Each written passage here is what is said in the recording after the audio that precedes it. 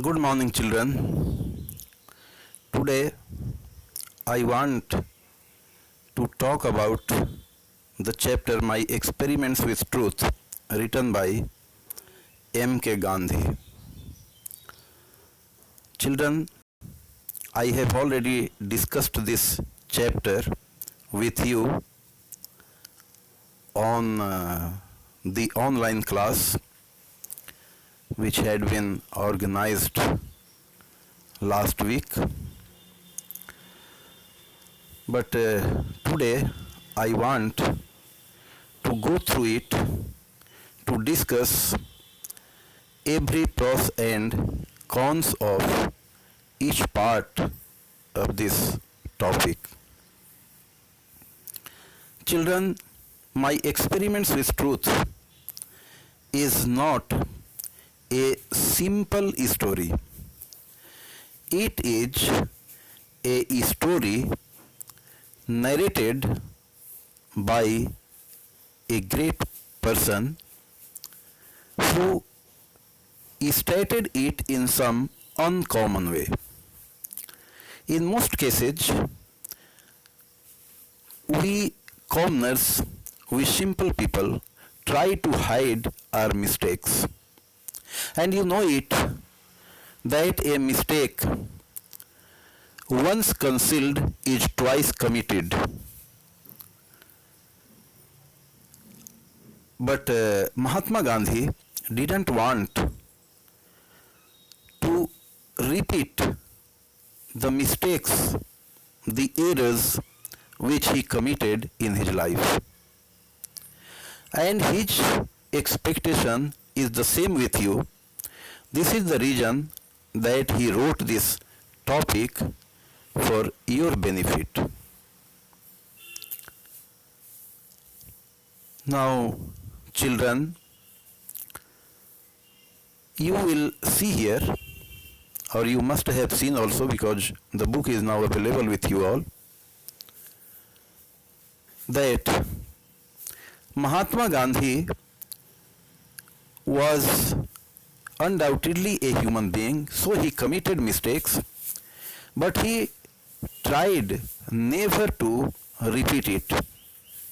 He tried to modify it. He tried to correct his mistakes. This is his greatness.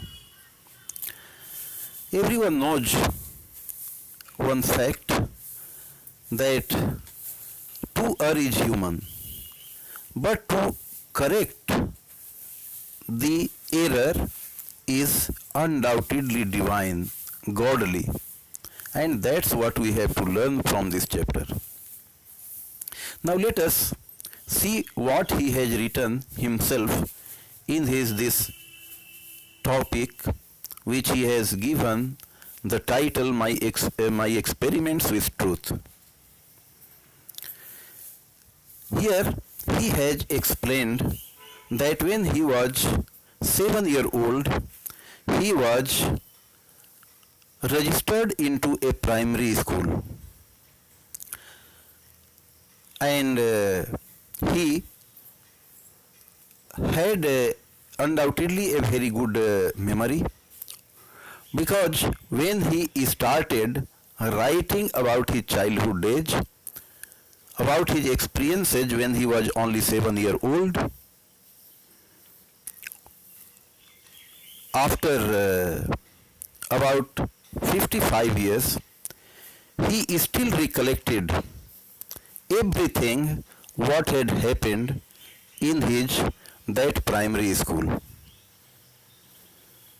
He remembered the names of his teachers, the particular traits of his teachers, and even the happenings between the teacher and taught very well. He had in his memory at that time also that he never told a lie to anyone, whether it was his teachers or they were his schoolmates. He didn't want unnecessarily to waste his time as well. For that reason, instead of getting perverted in the company of unwanted friends, he made his books and his lessons his real companions. And his punctuality was also very much remarkable. His punctuality remained very appreciable for whole of his life.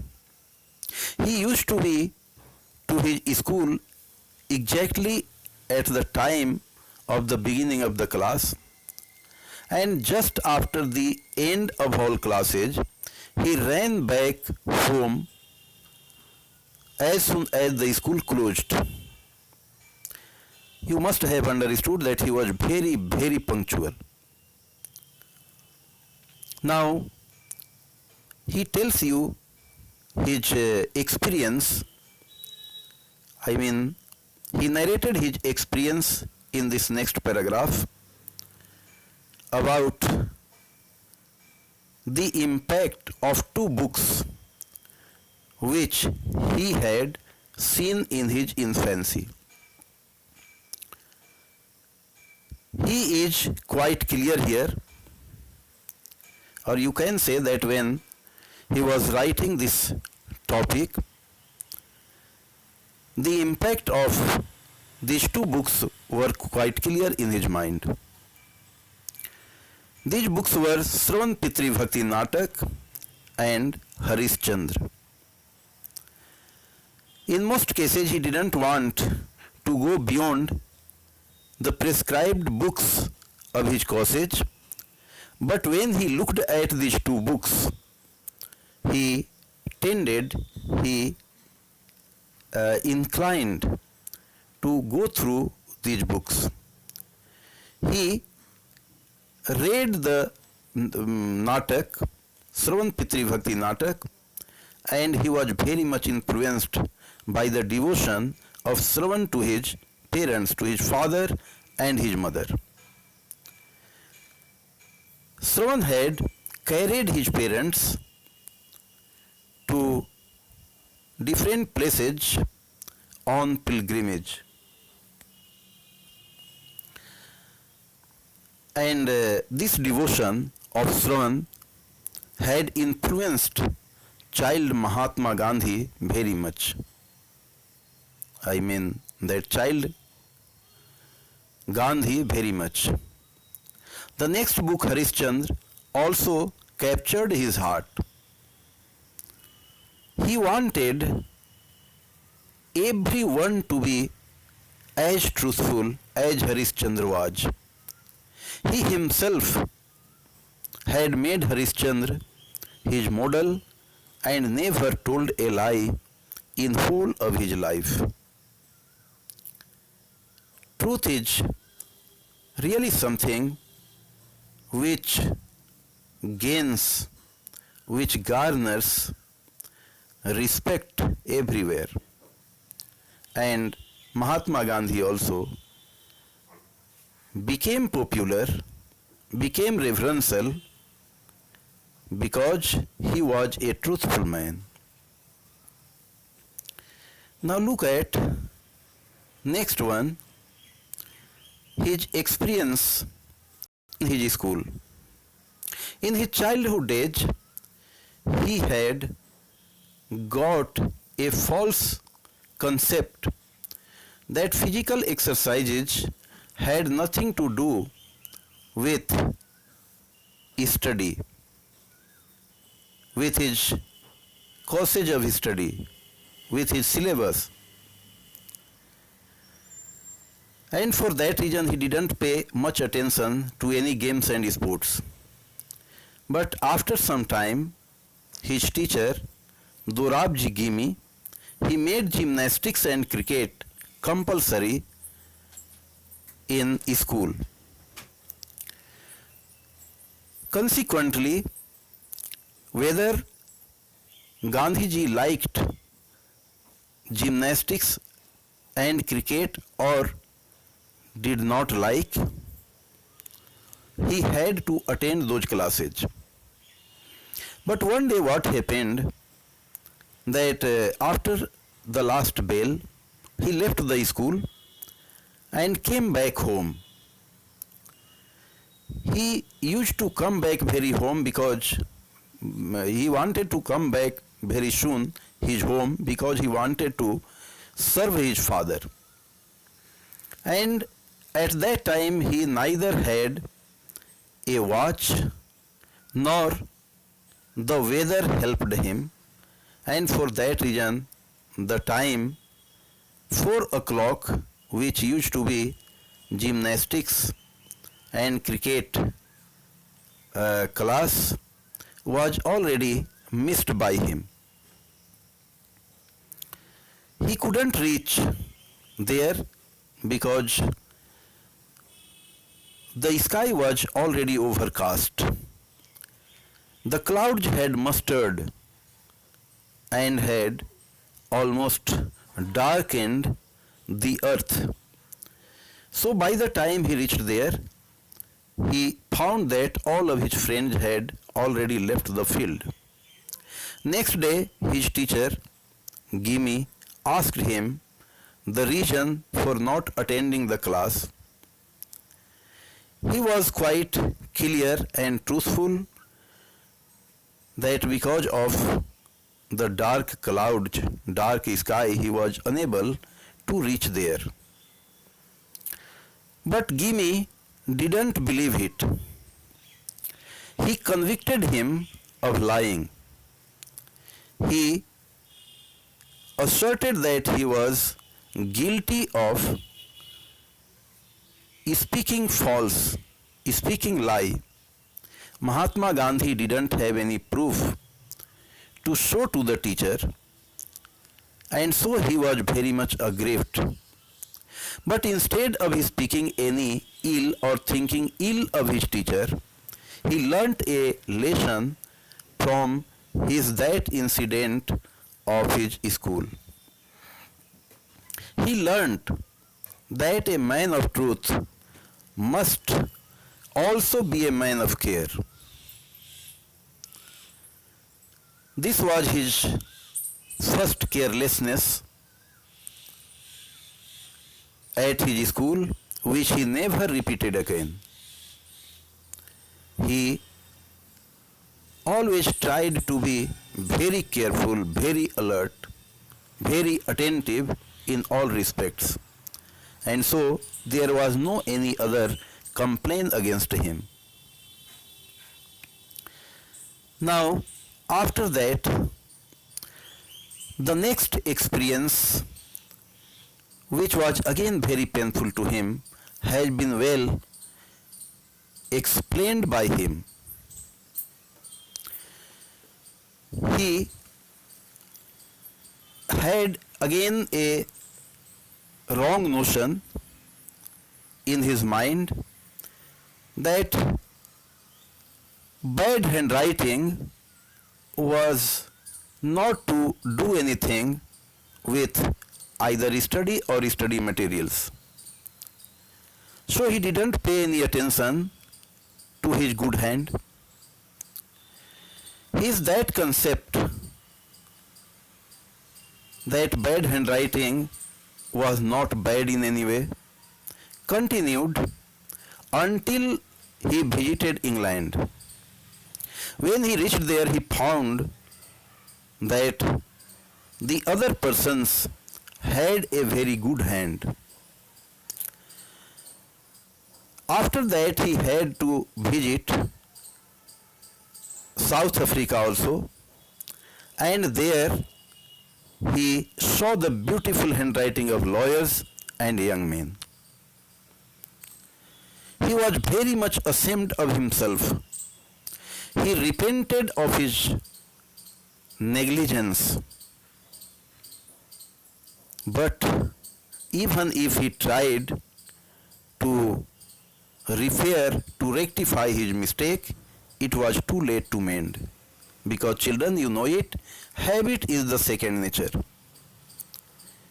If once a person has a bad habit, gradually it becomes nature and nature is unchangeable. So Mahatma Gandhi, even if he tried to make his handwriting good to look at, that he couldn't do for whole of his life. The next mistake of his life which he has counted here, very important, is his theft. When he was about 15, by then he had tried to be a gentleman, an Englishman you can say. He wanted to imitate the lifestyle of the British. For that reason, he had incurred 25 rupees as a debt upon himself. He had run into a debt of 25 rupees. On those days, 25 rupees was a very hefty amount. To pay off that debt, he had to steal some quantity of gold from the armlet of his elder brother. He did it because he was tempted by the greed. But he had a very, responsible conscience. He had his own soul which went on lashing him. And so it became unbearable for him. Consequently, he decided to confess it to his father. But how could he do it? He couldn't dare to speak to his father about that theft. It was not because he was afraid of being beaten. He was afraid of the pain he would cause to his father. When his father would come to know that his son was a thief, he would be very much unhappy. For that reason, it was very tough for him to tell the truth to him. However, that had to be done somehow or the other, and so he decided to write a letter and in that way confess his mistake. He did exactly what he had thought about. When his father looked at the letter, he really got very much painful. The pearl drops trickled down his cheeks, wetted the paper which he had handed over to him.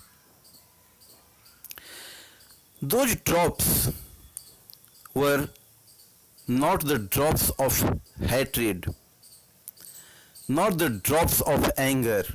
Those drops were the drops of love.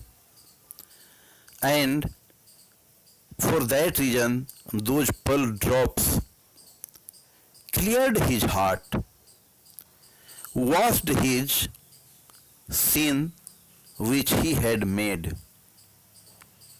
The sin which he had made was already washed away. And then he realized that a clean confession combined with a promise never to commit the sin again